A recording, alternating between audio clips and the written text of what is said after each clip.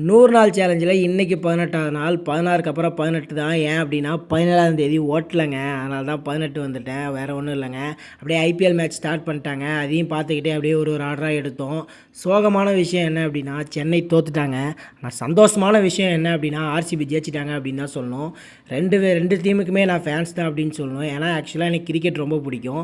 அது ஒரு பக்கம் இருக்கட்டுங்க. நம்ம சேலஞ்ச் எடுத்தது ஜொமேட்டோக்காரனுக்கு தெரிஞ்சிச்சான்னு தெரில.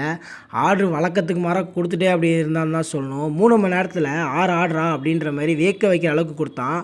நல்ல ஆர்டரு, நல்ல ஏர்னிங் அப்படின்னு தான் சொல்லணும். ஆர்டர் மட்டும் இல்லாமல் ஒரு இன்சென்டிவ்மே கொடுத்துட்டாங்க அப்படின்னு தான் சொல்லணும். ரொம்ப ஹாப்பியாக இருந்ததுங்க இன்றைக்கி. அது இல்லாமல் இன்றைக்கி மட்டுமே பார்த்தீங்கன்னா ரூ. 446 ஏர்ன் பண்ணியிருக்கோம். மொத்தமாக ரூ. 4575 இந்த 18 நாளில். ஐபிஎல்னால் கரண்ட் ரேட் ரன் ரேட் சொல்கிறேன். மொத்தமாக நம்ம கரண்ட் ரேட்டில் பார்த்தீங்கன்னா ரூ. 254. அவ்வளோதாங்க. சூப்பருங்க.